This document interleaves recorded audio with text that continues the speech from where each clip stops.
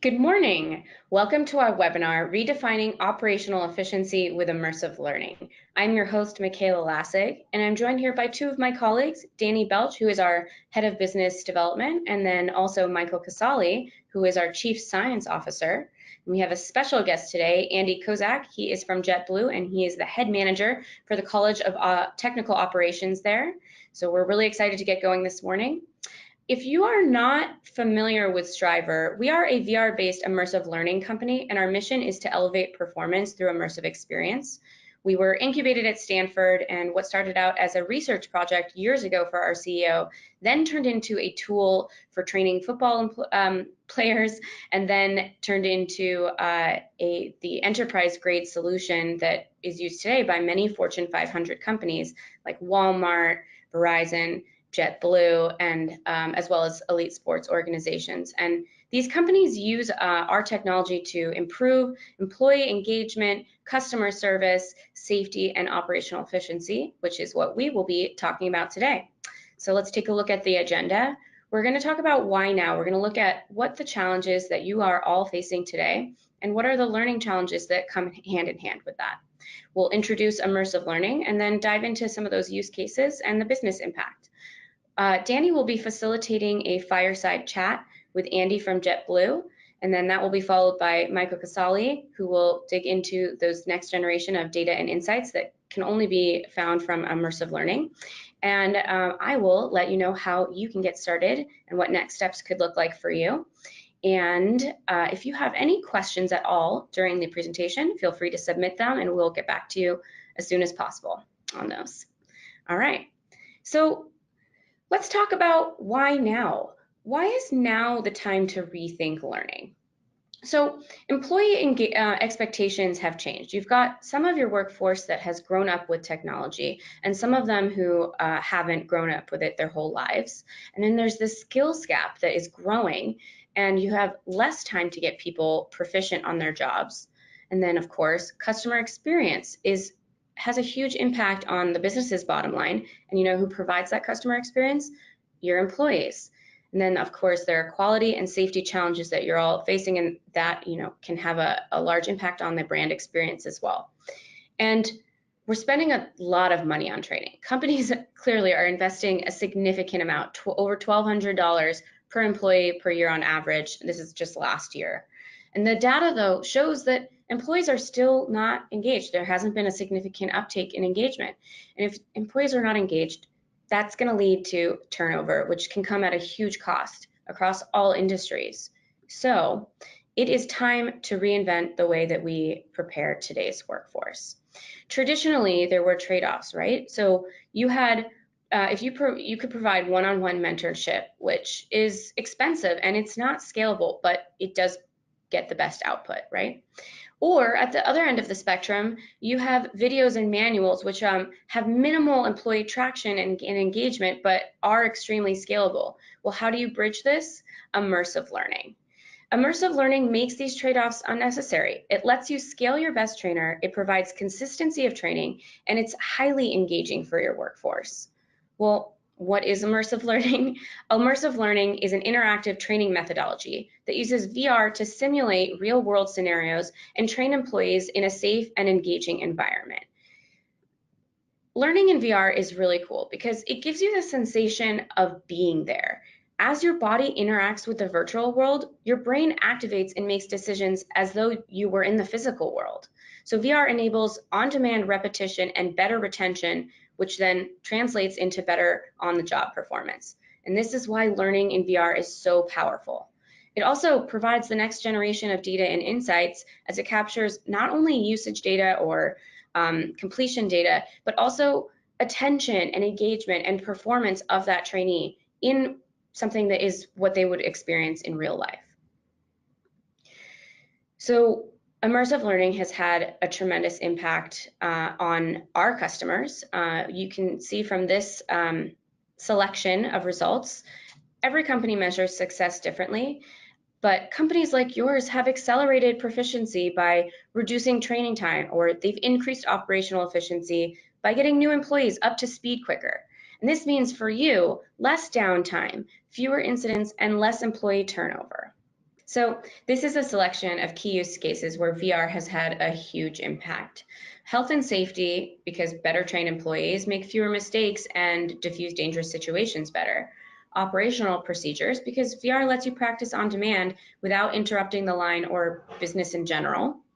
Customer service, since you can walk in your customer's shoes, and that helps the employee develop more empathy and become more prepared to deal with difficult customers.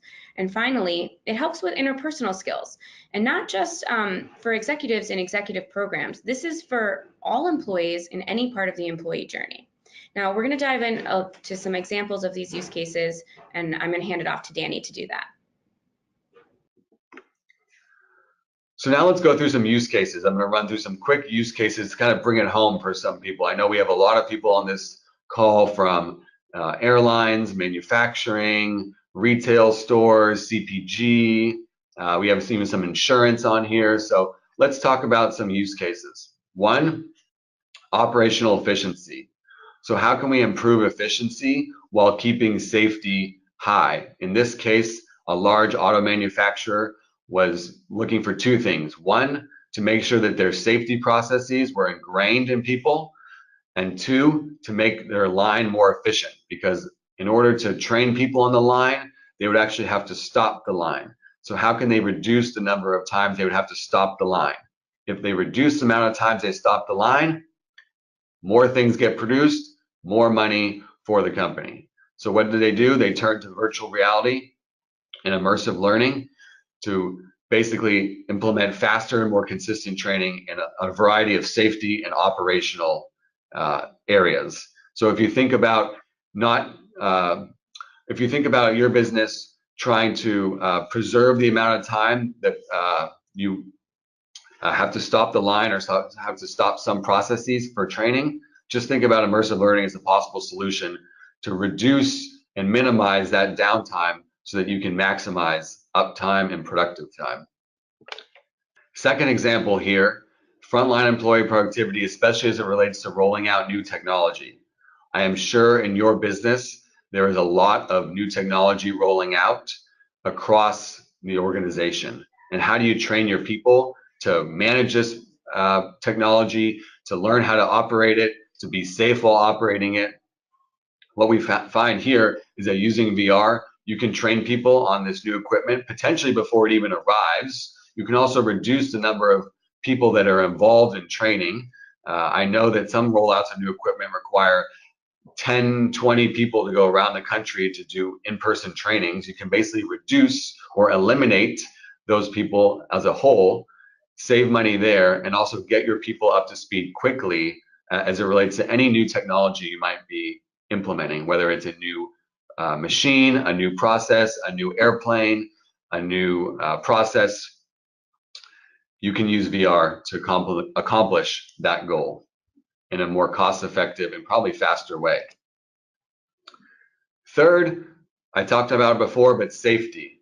Another example here of this example is a utility company, a large utility company who's working on safety as it relates to manholes. So manholes are something that is not a common thing to train on. It's hard to go find one. It's costly to go find one. A lot of them are not in operation or you can't access them. So how do you train to work in and be safe in a manhole without actually having to go there? And VR is the perfect solution for that, because you can replicate the exact scenario, you can replicate the environment all the way down to the sights, the noises, the confined feeling, and you can give people that training without ever having to be in a manhole, so that when they do arrive there, they're way more prepared, not only from a job perspective and what they have to do to perform their job, but also safety, because safety is paramount, and nothing better than having a more prepared employee as it relates to safety. And finally, dangerous situations. I know there are people on this webinar here who operate potential physical stores where lots of customers come, and there's always a threat of emergency situation or a dangerous situation. In this case, we're talking about training employees to be safe and know what to do during a store robbery situation. So what happens when a store is getting robbed? What does your employee do? This is such a rare occurrence and something that we hope never happens, really. But you need to know how to train on it. It is so critical for the business to have your people know what to do in these emergency situations, whether it's at a physical store with customers, whether it's in manufacturing and an emergency happens. You need to be prepared, and you just don't have the instances to come up because it's such a rare event, but you really want to be prepared. With VR, you can replicate this situation in a really, really realistic way, potentially emotional way, stressful way, chaotic way, and give your people an idea of what is going to happen in this situation. God forbid it ever happens, but if it does, your people will be way more prepared to handle it versus a role play, learning about it online, reading about it, talking about it. VR will give you such a great feeling of living it that your people will feel way more prepared to handle any emergency situation that may arise. So with that, I want to introduce everyone to Andy Kozak. Andy Kozak is from JetBlue, who is one of Strivr's earliest customers. So for all the airlines on this call, you're in luck because he's going to talk a lot about airline-specific use cases. And I'm really excited to have Andy here talk about how JetBlue is using immersive learning to transform their learning function. Well, welcome, Andy, to the webinar. Can you please tell us a little bit about yourself and your role at JetBlue?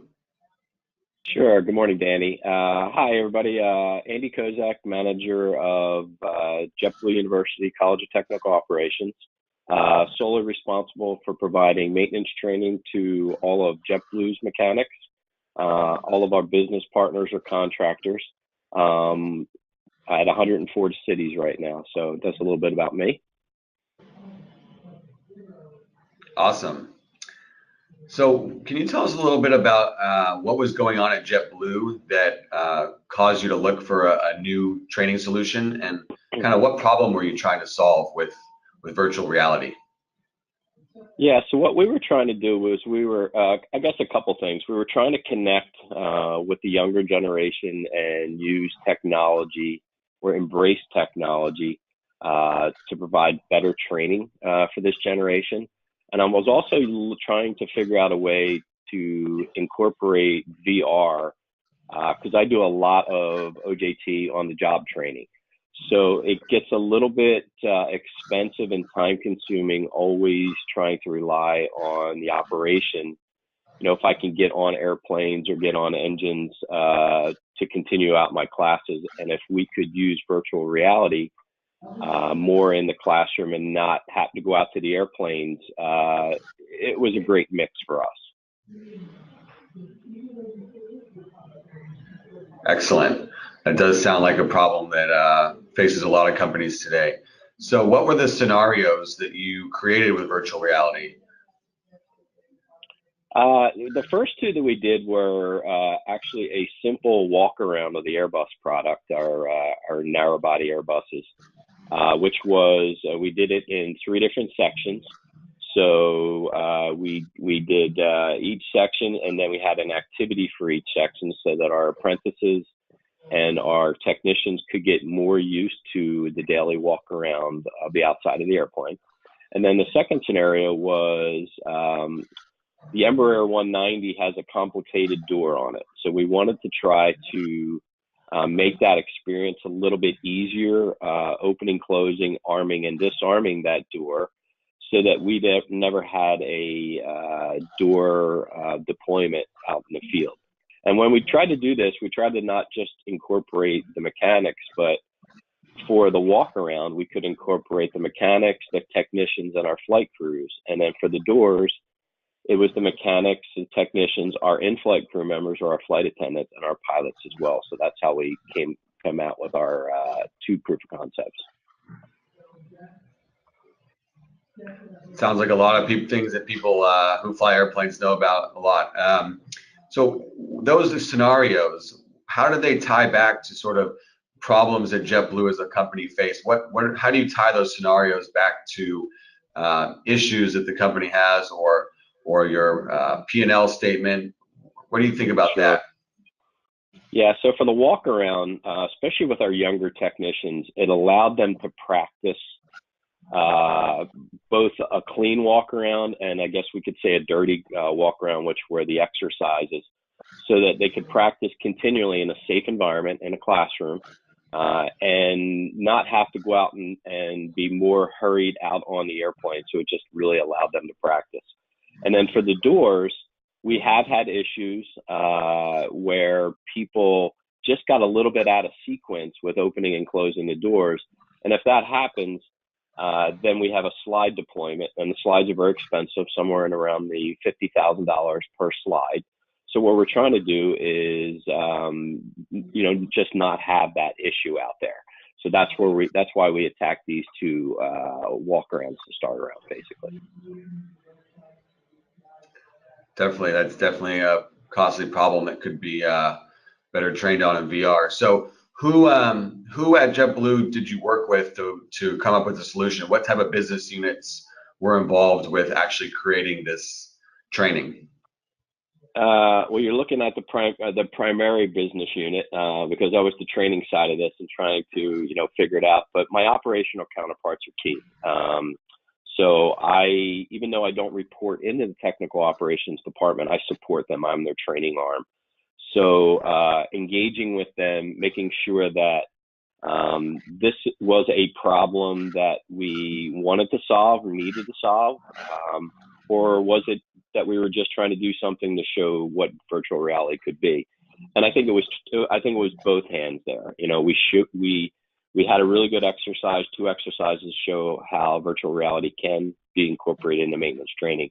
And there were 2 problems that we were actually trying to fix in the operation, which helped out pretty well. So on the technical operations side, again, my maintenance personnel, but also worked with flight ops and the in-flight crew members to make sure that as we were going through these scenarios, were there pieces that if we used it in their world that they could use, and it didn't just come back as a maintenance point of view.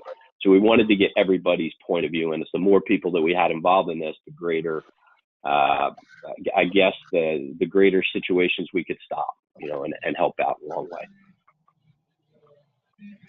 Absolutely. We definitely see that the more successful VR deployments have a cross-functional group. It's not just one unit in a silo. So glad to see that a lot of different groups at JetBlue were involved here. All right, so let's get down to the actual training itself and when your employees and crew members started to use the training. What were their reactions? Kind of all over the board, and I say that in a really good way.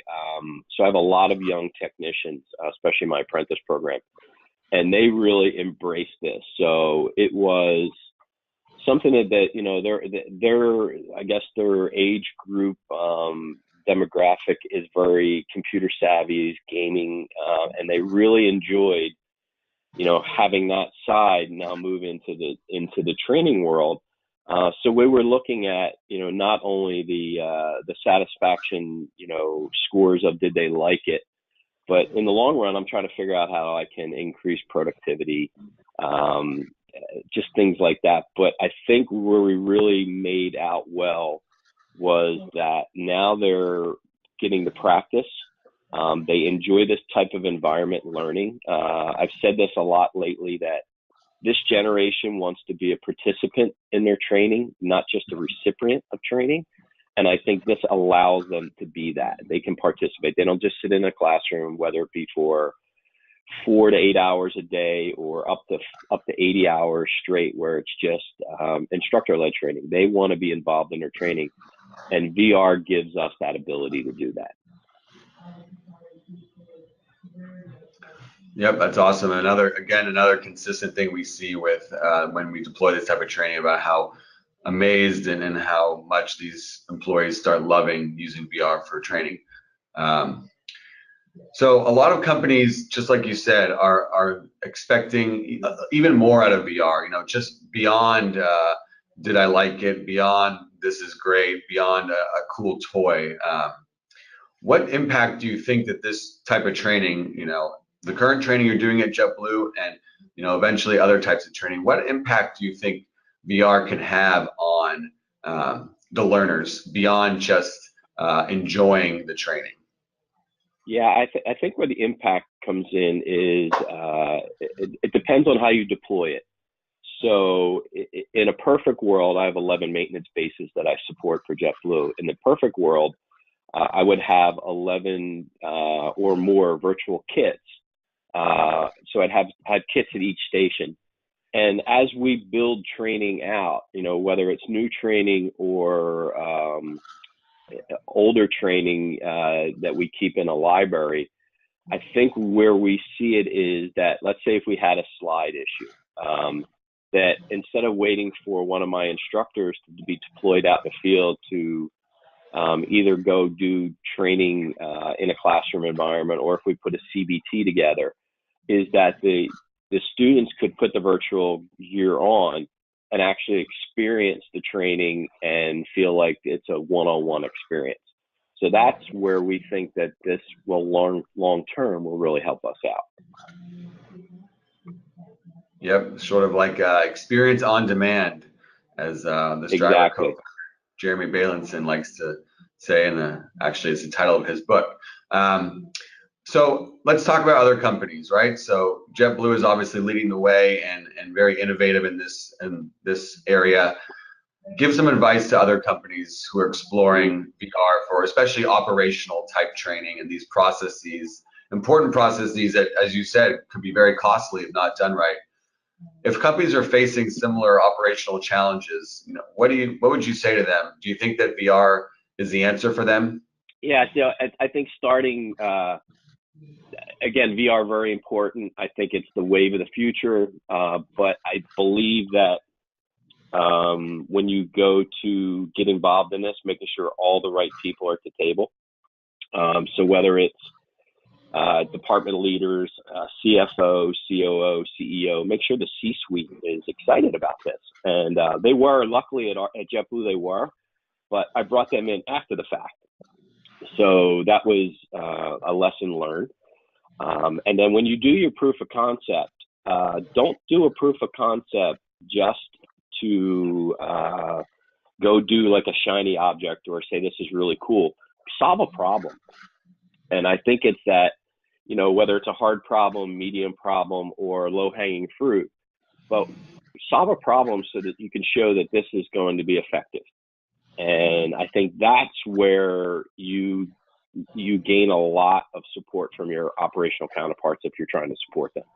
And I knew that was the benefit for us. And as we go down this road even further, I've already reached out to my operational counterparts and I said it exactly that way. I said, find me a hard problem, a medium problem, and low-hanging fruit, and let's go fix something using this technology. I think that you also have to put the message out that you may not see the results short term. It may take 6 months or it may take a year to gauge the results, but find an active problem that you're trying to solve and work on that.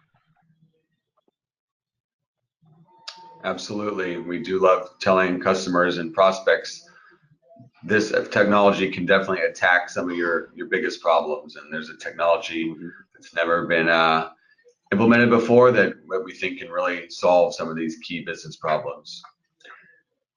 Okay, let's talk about partnering with Strivr. What was the experience like partnering with Strivr? Absolutely awesome.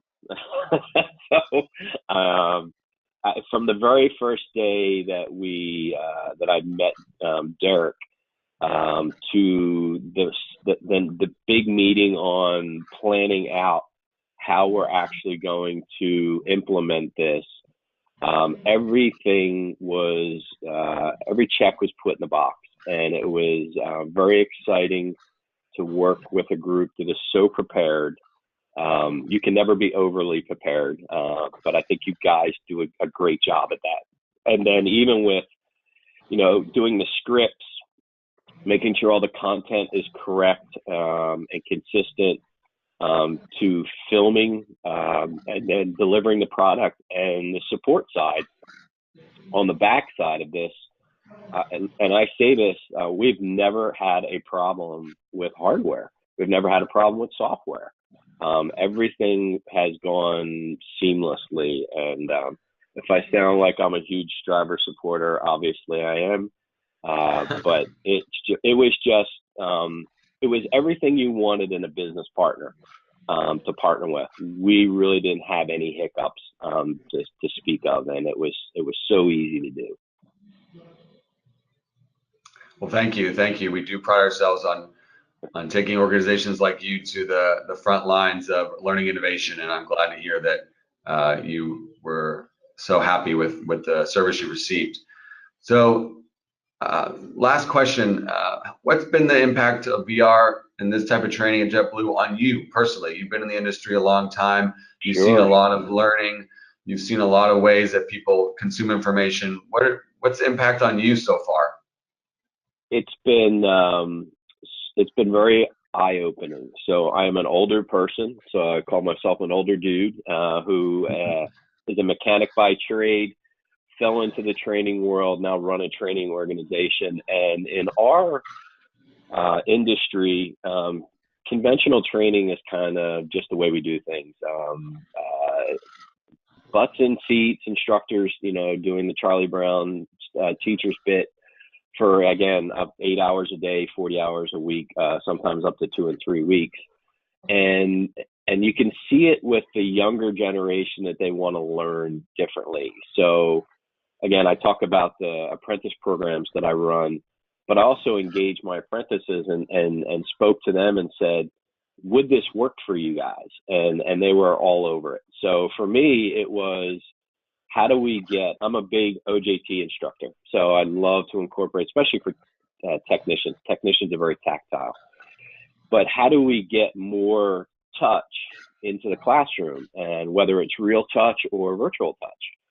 And I think that's that piece that you really want your students to connect with, that they are super excited to come to training and get something out of training. So you don't want them just to come in and go to a class that they're required to go to.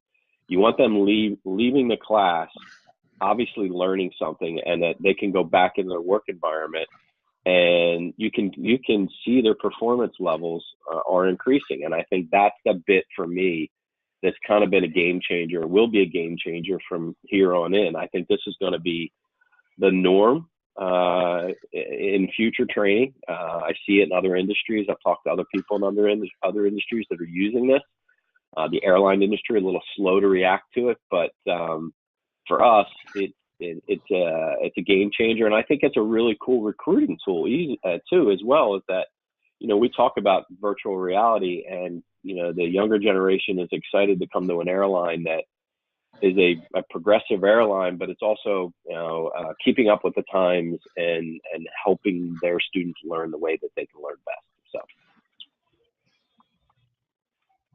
Yeah, really interesting. You mentioned recruiting. I know that's a big hot topic with companies today, is around talent, keeping their talent, acquiring talent, attracting talent, and this technology definitely is something that is an advantage when it comes to that, for sure. Well, Andy, thank you so much for your time. Appreciate it. I will see you on the next JetBlue flight, and thank you for your words of wisdom here. All right. Well, thank you guys, and we'll be chatting soon, and have a great day. Okay. Well, thank you, Danny and Andy. We really appreciate your time today. I'm going to hand things over now to our Chief Science Officer, Michael Casali. He's going to talk about the data and insights you can get from immersive learning. Thanks, Michaela. So I'm Michael Casali. I'm the Chief Science Officer here at Strivr.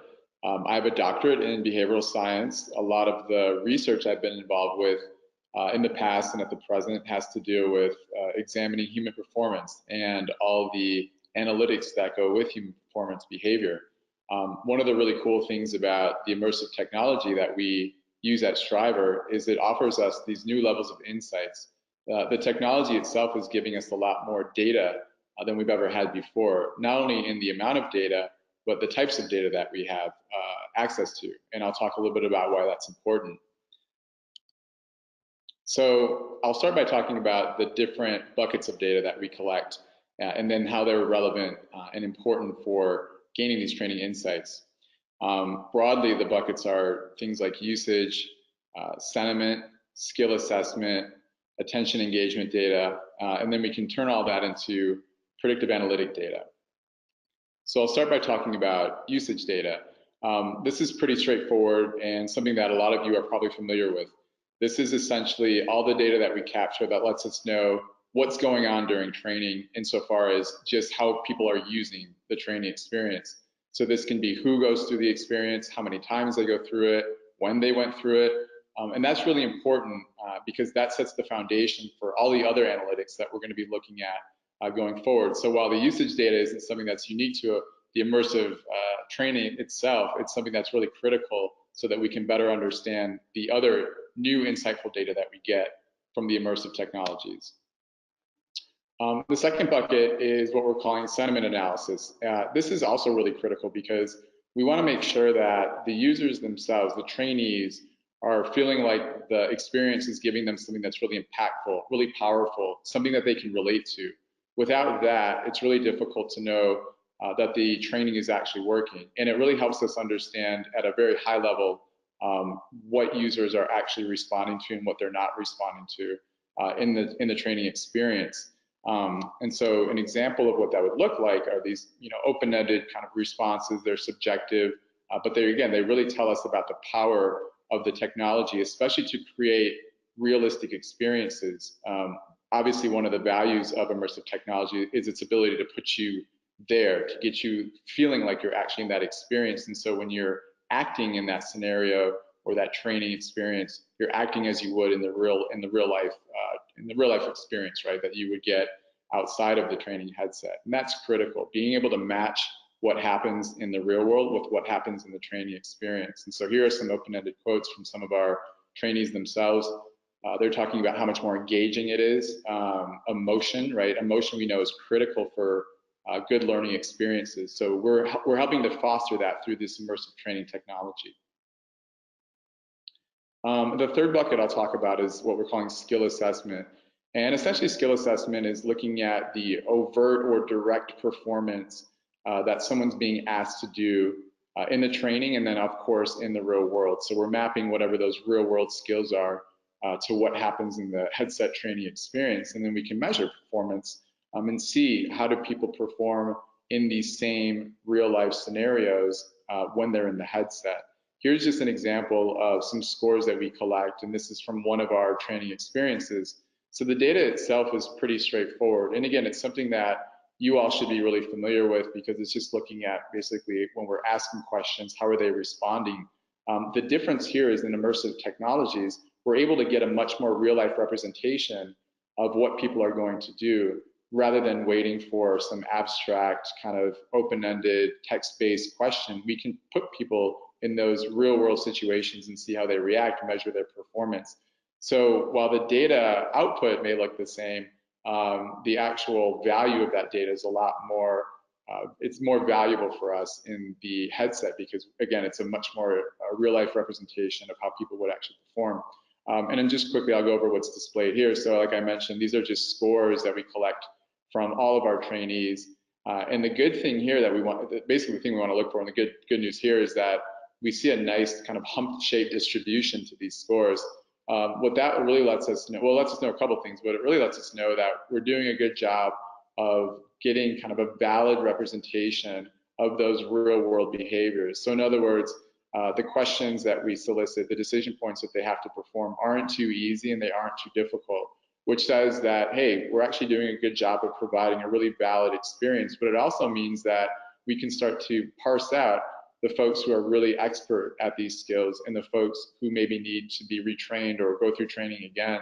And that's a really cool level of insight for us that we can't typically get from other types of technologies because, again, this is what's happening in the real world, right? We're putting you in that simulation. You can't really get that with things like, paper-based assessments or even computer-based training technology. What I'll talk about next are what we're calling these attention analytics. And so there's a whole bucket of these kind of new insights that we can get from the immersive technologies. And again, they're totally unique to the technology that we use.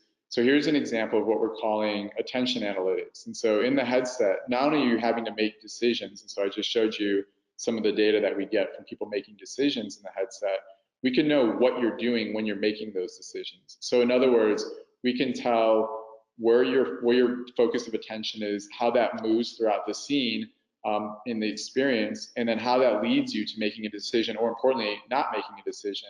The example presented here is from a very critical training that one of our customers has their folks go through. And this is all about operational efficiency in the workplace, making sure that you're following protocol, procedure, and this is, like I said, kind of a lot going on here in terms of what we're displaying. So the first thing I want you guys to look at, there's a customer standing right in the front there. And so in this training, what we want to do is know that people are actually noticing the customer and attending to them, so that they're actually doing their job, right? They're being efficient with the customer. They're attending to the customer service needs. But then there's other things going on. Off to the sides, there's folks who are preparing food. Are they doing it correctly? Are they not doing it correctly? And then you can start to get a better sense of, you know, what you should be doing in those situations. So you can do this training where you're actually looking at all the things that would happen in real time. So it's the other big thing about this is it's not just kind of this piecemeal training where you're having to learn about the customer, learn about the food, storage and supply. You're doing that all at once as it would happen in the real world. So we can see, is your attention where it should be at the right place and at the right time?